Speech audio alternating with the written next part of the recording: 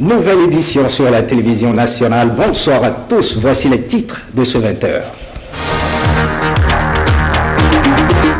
Avancée de la mer à Cotonou, l'océan a débordé dans les habitations du 4e arrondissement à Papa. Une délégation de la mairie de Cotonou s'est déplacée sur les lieux pour constater.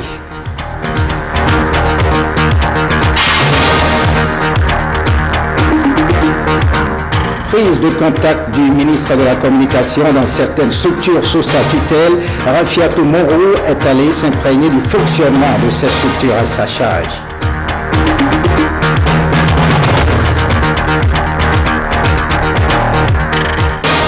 Retour du délestage au Bénin, le phénomène a un impact négatif sur les activités génératrices de revenus.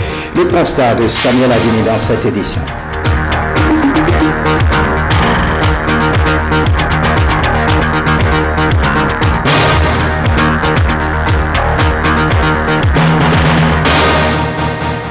Bonsoir, bienvenue si vous nous rejoignez. On prend la direction de Paris avec en image cette visite du président de la République, Patrice Talon. Patrice Talon donc, qui a été reçu au palais de l'Élysée ce mardi 26 avril 2016 par le président François Hollande. Cette visite officielle du président béninois est la première dans l'Hexagone depuis son investiture le 6 avril dernier. Elle s'inscrit dans le cadre des relations d'amitié fortes et historiques qui lient la France et le Bénin. C'est à 17h15 heure de Paris, soit une heure de moins à Cotonou, que le président Patrice Talon a franchi les portes de l'Élysée sur les marches du perron François Hollande. Tête à tête, séance de travail, puis un point de presse sur les temps forts de la rencontre entre les deux chefs d'État. Le président Talon a rappelé sa détermination à renforcer les échanges économiques et les grands projets structurants entre les deux pays et a réitéré son engagement à consolider la coopération dans la lutte contre le terrorisme et la piraterie maritime.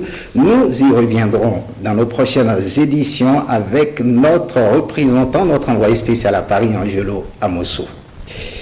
Suite de cette édition, le ministre en charge de la communication a effectué aujourd'hui une tournée dans les structures sous sa tutelle. Objectif, faire un état des lieux de ces différentes sociétés, puis prendre contact avec leur personnel. Edmond Humbo et Rachidat Biomama. Marie-Odile Atanasso imprime la marque du nouveau départ dans l'enseignement supérieur. Et pour mieux l'enraciner, elle prend connaissance de l'existant.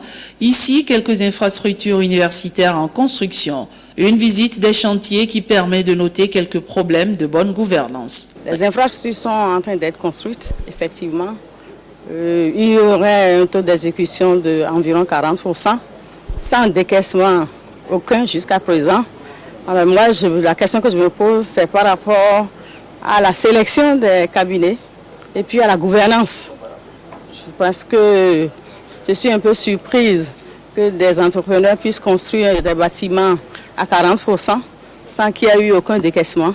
À cette interrogation, le directeur général de l'habitat et de la construction apporte quelques clarifications. La situation, c'est que il y avait un besoin pressant de construire ces amphithéâtres. C'était une promesse du président Yaïbouni. Et pour pouvoir le faire très rapidement, les entreprises ont anticipé en attendant même la signature des contrats. Dès que les entreprises ont été retenues, elles ont démarré les travaux. Or, dans l'administration, tant que le contrat n'est pas signé, l'administration ne peut débloquer aucun sou. Alors, ce qui a fait que la signature du contrat a mis du temps parce qu'il fallait d'abord que le financement du projet soit ancré sur le budget national avant que cela ne se fasse. Toutefois, des régularisations sont en cours pour non seulement satisfaire les entrepreneurs, mais aussi éviter que de pareilles situations ne se reproduisent. On est en train de régulariser les tours progressivement. Le contrat vient d'être signé et on attend la demande des entrepreneurs pour leur avance de démarrage. Nous allons essayer de corriger ce qui ne va pas. Et on prend date pour les prochaines fois, tout sera fait dans les règles de l'art. C'est donc une promesse d'une meilleure gestion qui invite désormais tous les acteurs et collaborateurs du ministère de l'Enseignement supérieur à un respect strict des marchés et des échéances. D'un ministre à un autre, le ministre en charge de la communication a effectué aujourd'hui une tournée dans les structures sous sa tutelle. Objectif, faire un état des lieux de ces différentes sociétés, puis prendre contact avec leur personnel. Edmond Rougo et Rachidat Biomaman pour les détails.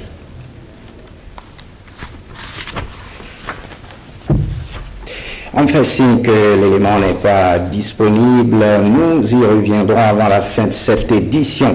Descente ce mardi du ministre de l'Enseignement supérieur sur certains chantiers du campus d'Ambodabo et Calavi. Une visite pour constater le niveau d'évolution des infrastructures en cours de construction. Augustin Godou et Rachidat Biomaman pour les détails. La présente visite de site révèle l'avancée des travaux d'assainissement et de pavage dans la ville de Cotonou. Ce mardi, c'est le tour de la partie Est. À côté de Cotonou en campagne contre les inondations, qui est, comme vous le savez, un ensemble de mesures palliatives pour tenter de soulager au mieux, disons, les maux liés aux inondations pendant la saison pluvieuse. Il y a un travail, disons, d'assainissement et de pavage qui s'inscrit de façon plus durable et plus définitive, à travers notamment la construction de collecteurs et le pavage d'un certain nombre de voies. Et donc, c'est ces travaux qui ont démarré depuis 3 semaines que nous sommes venus, disons, visiter. Et force est de constater que le PUGEMU est à pied d'œuvre. Nous sommes venus ce matin pour voir nous-mêmes est-ce que les travaux ont réellement démarré. Et comme nous, vous voyez derrière nous, que les entrepreneurs sont déjà à pied d'œuvre pour que d'ici 6 à 10 mois, que la puisse être déjà entièrement livrée aux populations pour leur rendre beaucoup plus aisée la circulation dans le premier arrondissement. Donc au global de 8 milliards de francs CFA, ces travaux vont mettre un terme au problème d'assainissement dans les zones de Avotrou et de Tchangpame. Ce programme, conduit par la mairie de Cotonou et le PUGEMU, vise entre autres la construction de caniveaux à ciel ouvert.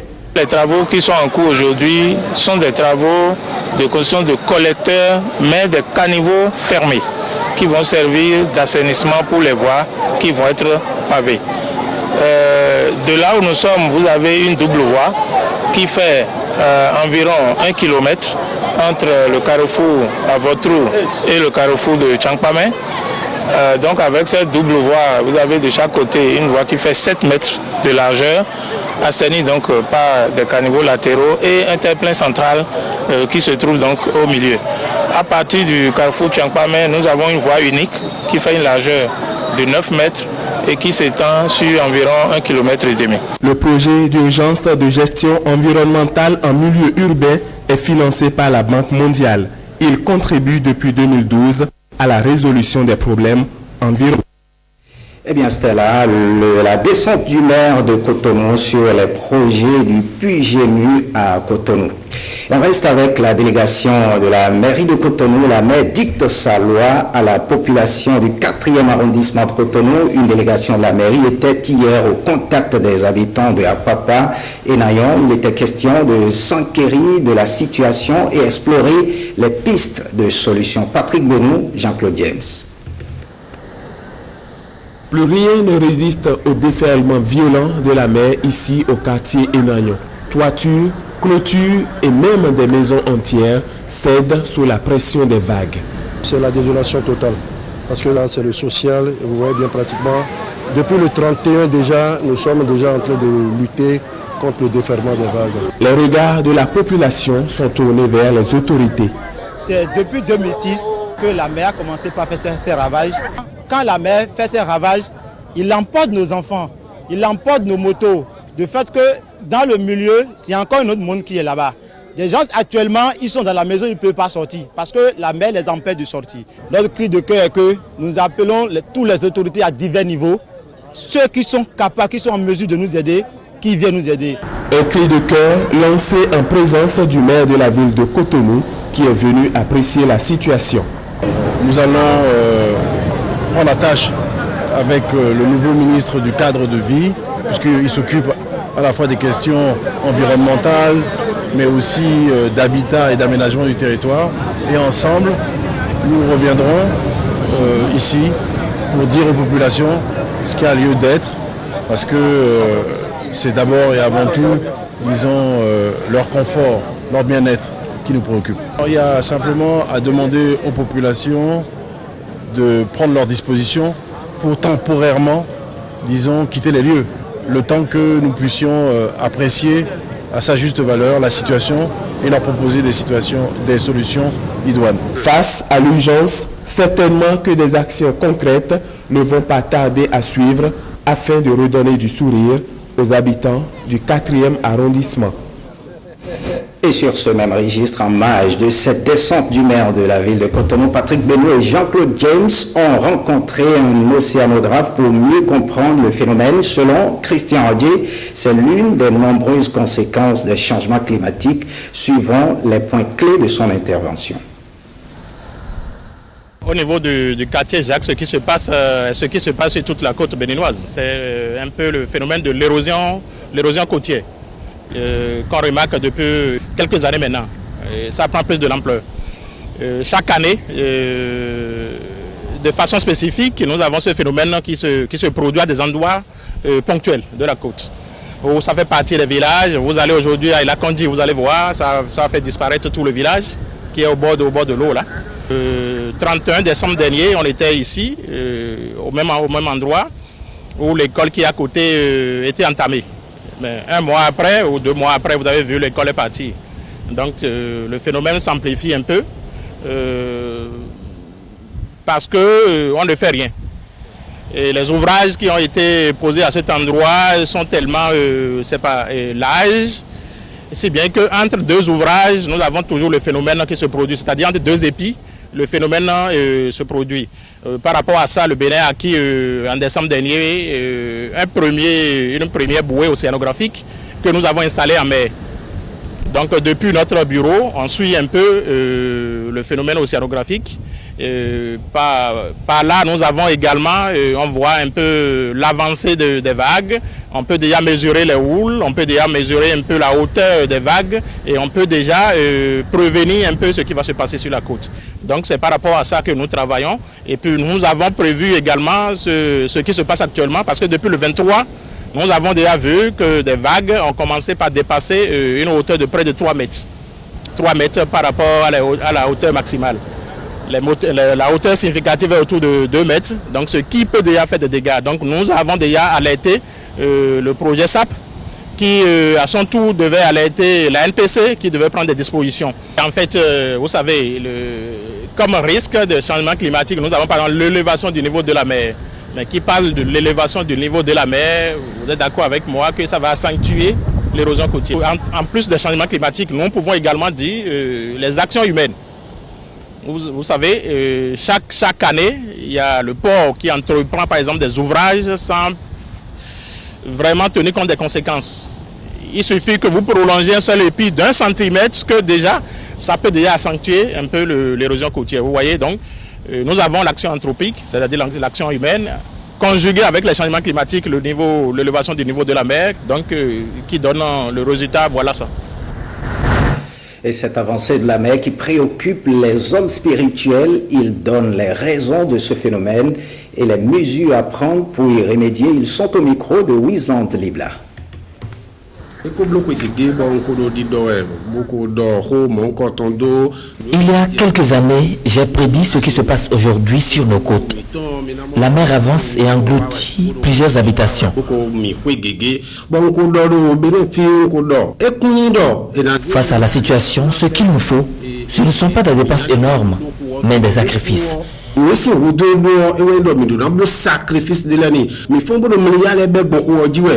obtenons des richesses grâce à la mer, mais en retour, nous ne lui offrons rien. Faisons donc des sacrifices et tout va rentrer dans l'ordre. Nous nous sommes entendus de prendre en charge tout ce qui mine la planète. Nous nous sommes entendus à partir de maintenant, ce ne sera plus comme avant où les chefs de culte restent dans leur couvent, dans leur église, dans leur mosquée. Mais nous allons de façon pragmatique prendre les choses en main. Eh bien, suite de cette édition, la ministre de la fonction publique a rencontré le dimanche dernier les différentes confédérations syndicales. À l'issue de cette rencontre, Adidjatou Martins a émis le vœu d'une unité syndicale. À cet effet, les différents secrétaires généraux se prononcent sur la question au micro de Awa Sherif et Patrick Benou. Lorsqu'elle nous a rencontrés, il n'y avait aucun objet de dissension a priori. Tous, ils étaient intervenus. Et lorsque la CSTB a commencé par parler, eh bien, mes confrères se sont levés pour dire « Ah non, non, non, non, nous on ne veut pas écouter ça, nous on ne veut pas écouter, nous il y a le 1er mai. » Mais le problème qui se pose, est-ce que c'est à eux que la CSTB s'adressait? Le problème qui se pose, est-ce que nous défendons les revendications que nous ont confiées nos confédérations? Sur la base des revendications, on doit pouvoir s'unir. Je crédite de bonne foi ce que Madame Adidjatou Matisse a dit. Pourquoi? Parce qu'elle a eu de sérieuses difficultés à maintenir des confédérations va-t-en-guerre. Il ne revient pas au ministre de demander l'unité syndicale. Et nous sommes dans un système démocratique et il faut éviter la pensée unique. À la limite, on peut parler d'unité d'action. Mais là encore aussi, on a essayé, on a échoué. Et elle ne sait peut-être pas pourquoi on a échoué. Parce que si on devait se mettre en alliance ou faire l'unité forcée, mais ce pays-là ne va pas marcher. Parce que les grèves, pour un oui ou un non, à temps ou à contre-temps, nous, on n'a pas été formés pour ça. Mais il y a des confédérations qui prennent la grève comme un job. Pour qu'il y ait unité d'action syndicale, il faut qu'on puisse se pardonner. Il faut qu'on puisse s'écouter. Il faut que quelqu'un ne pense pas, n'est-ce pas, avoir une hégémonie sur les autres confédérations. C'est ça le problème. C'est une part, on fait des concessions de part et d'autre. Il y a une cession de sa souveraineté quand on se retrouve en unité d'action. Et c'est seulement à ce prix-là où on fait le consensus, on met devant tout ce qu'on fait, le consensus, qu'on cède un peu de sa souveraineté, qu'on écoute les autres, qu'on est tolérant, qu'on accepte, n'est-ce pas, de ne pas avoir forcément les mêmes positions que les autres, et que les positions des autres peuvent l'emporter sur les votes, et vous devez pouvoir l'admettre. C'est seulement à partir de ce moment qu'on peut parler d'unité d'action syndicale. On prend la direction de l'UAC. Les agents du Centre des œuvres universitaires et sociales d'Abomey-Calavi regardent dans le rétroviseur à la faveur d'une revue du plan de travail annuel de la structure. Ils évaluent les actions menées et projettent le centre dans l'avenir. Ghislain Pogué et Corinne Diogo nous en disent davantage. Le Centre des œuvres universitaires d'Abomey-Calavi procède ce mardi à la revue de son plan de travail annuel. Il s'agit pour le conseil d'administration et les agents de la structure de se pencher sur les actions menées au cours du premier trimestre de l'année 2016. Pour cet exercice d'évaluation, la première responsable trace le chemin à suivre en 3 différentes questions. Qu'est-ce qui a été fait? Qu'est-ce qui reste à faire? Comment envisager la suite? Pour Christelle Rondonobo, aucun aspect de la gestion de la chose publique ne doit être occulté dans un contexte de gestion axé sur les résultats. Tous les domaines d'activité, à savoir la restauration, l'hébergement, le transport, la couverture sanitaire, les activités artistiques, culturelles et sportives seront passées au peigne fin. Passer au peigne fin aussi toutes les activités liées au fonctionnement, à la gestion des ressources humaines, financières et matérielles pour l'obtention de résultats probants, des résultats parmi lesquels certains sont déjà obtenus et que les dirigeants des œuvres universitaires ne veulent pas laisser sous silence. La réflexion des résidences universitaires et des bâtiments administratifs sur les différents sites. L'acquisition de matériel de santé pour équiper les différentes infirmeries. Le paiement d'une tranche significative des arriérés de cotisations sociales. La formation du personnel aussi bien à l'intérieur qu'à l'extérieur du territoire national. Le paiement presque à terme des allocations universitaires des années académiques 2012-2013, 2013-2014, 2014-2015. Il est à souhaiter que les travaux de cette première revue de l'année du plan de travail annuel du Centre des œuvres universitaires d'Abomey-Calavi accouchent de bonnes résolutions pour le bonheur des étudiants. Autre actualité, la communauté internationale célèbre ce 26 avril la journée mondiale de la propriété intellectuelle, thème de cette année, créativité numérique, culture réimaginée. Que retenir de ce thème? Quel est l'avenir de la culture à l'heure du numérique? Élément de réponse avec le directeur général du BUBEDRA, le Bureau des droits d'auteur, interrogé par Alain Dossio et Mathieu Sokem. Ce thème est un thème qui est assez novateur parce que nous plantons dans un domaine où les gens ne savent pas qu'il y a création. Quand on parle du numérique, les gens ne regardent que l'ordinateur, il faut aller surfer, aller naviguer, et puis ça s'arrête là. Sans oublier qu'il y a aussi de la créativité dans le domaine du numérique, dans le domaine de l'informatique, et que cette créativité est aussi frappée par le droit d'auteur. Tous les droits tous les pouvoirs que l'on reconnaît aux autres créateurs, il faut les reconnaître à quelqu'un qui fait de la créativité dans le domaine du numérique. Et c'est pour ça qu'on dit d'ailleurs que c'est une culture réimaginée, puisque la créativité nous porte sur des aspects culturels de notre vie. Donc c'est pour ça que c'est une sorte de réinvention de la culture. Et maintenant, au Bénin ici, la créativité dans le domaine du numérique, ce n'est pas quelque chose de très courant. Et eux, personnellement, moi je me rends compte que nos informaticiens ne se battent pas, ils ne s'ingénient pas à créer. Alors qu'il y a beaucoup de domaines, même dans le domaine de la culture. Je vais donner un exemple. Vous connaissez le jeu qu'on appelle Adji. Le nom mondial, c'est Awale. Ce jeu-là, il y a un logiciel qui a été créé pour permettre de pratiquer ce jeu sur votre ordinateur. Et celui qui a créé ce logiciel, ce n'est pas un Africain, malgré que ce soit un jeu africain. Donc, c'est le domaine dans lequel les informaticiens, les programmeurs devraient travailler. Il faut qu'en matière d'informatique, les gens comprennent qu'ils ont le devoir de créer aussi. Et quand ils créent, ils doivent protéger leur création et bénéficier de tous les avantages qui sont liés à cette création-là.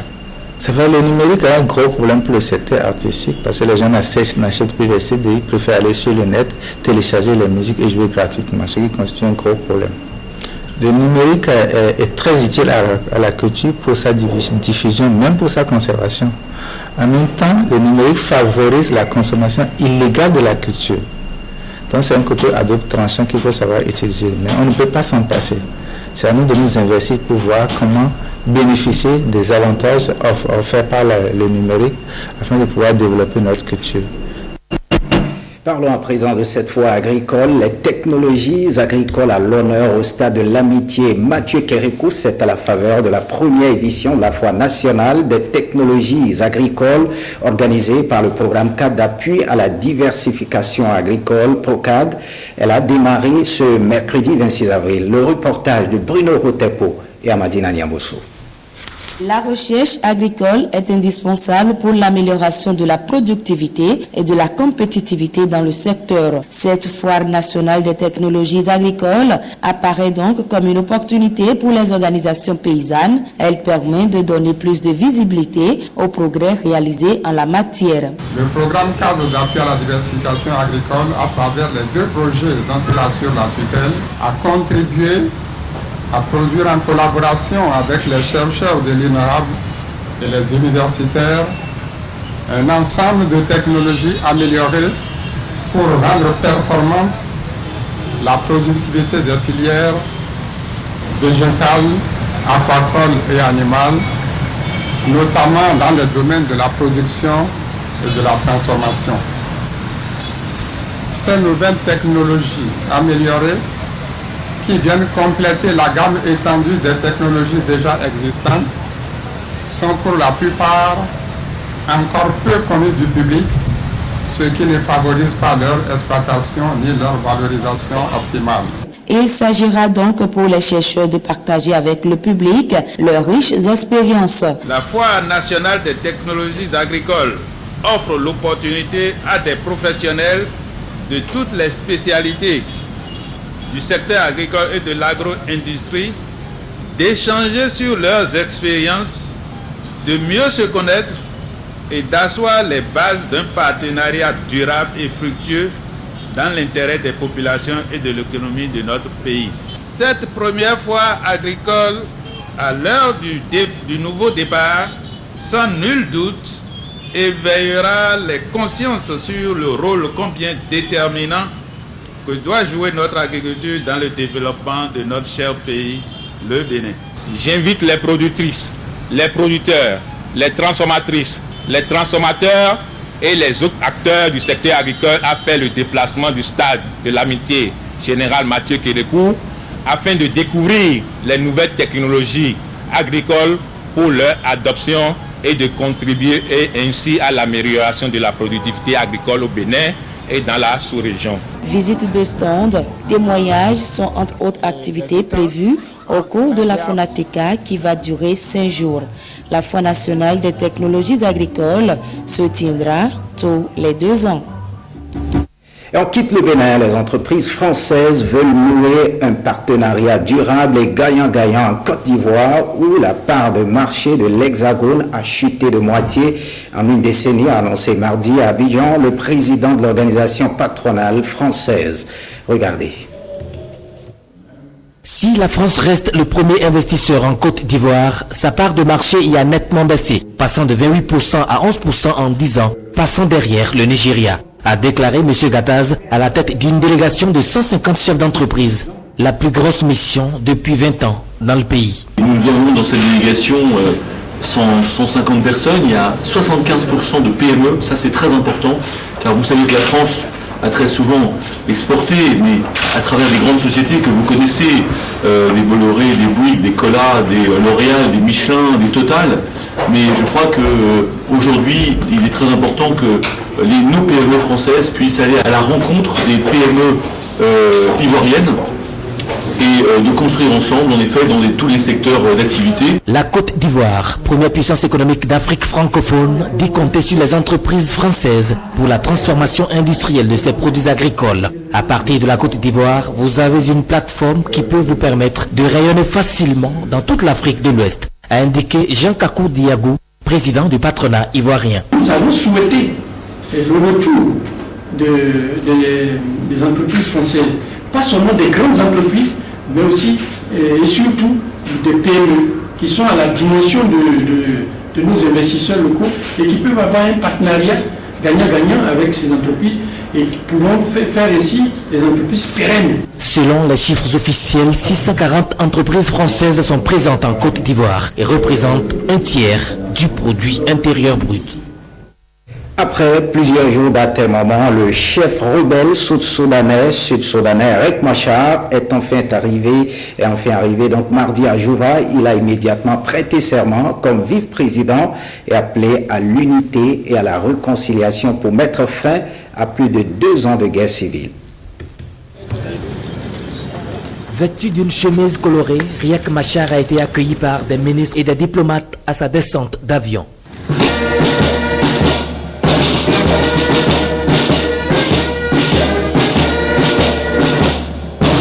Il est parti au palais présidentiel pour prêter serment devant de hauts responsables de l'Union africaine et l'ancien chef d'État botswanais, Festus Mogae, qui préside la commission de surveillance et d'évaluation de l'accord de paix signé le 26 août 2015. Je suis pleinement engagé dans la mise en œuvre de cet accord afin que le processus de réconciliation commence aussi vite que possible pour que les gens puissent avoir foi dans le pays pour lequel ils se sont battus pendant si longtemps, a déclaré Riek Machar en prêtant serment. Riek Machar avait déjà occupé le poste de vice-président entre juillet 2011 et juillet 2013, quand il avait été démis de ses fonctions par le président Salva Kiir. Il n'avait plus remis les pieds dans la capitale depuis le début du conflit en 2013. Le sud du Soudan, plus jeune pays au monde, a eu son indépendance en juillet 2011 sur les ruines de décennies de conflits avec le pouvoir central soudanais de Khartoum. Fin de ce journal, merci de l'avoir suivi. Vous suivrez à 21h le magazine Soirée Sport et à partir de 22h, les feuilletons, le choix de l'amour et la fille de ma mère. Le journal du soir est prévu pour 23h30. Retrouvez cette édition sur le site de l'ORTB, www.ortb.bj. Merci de votre fidélité. À très bientôt.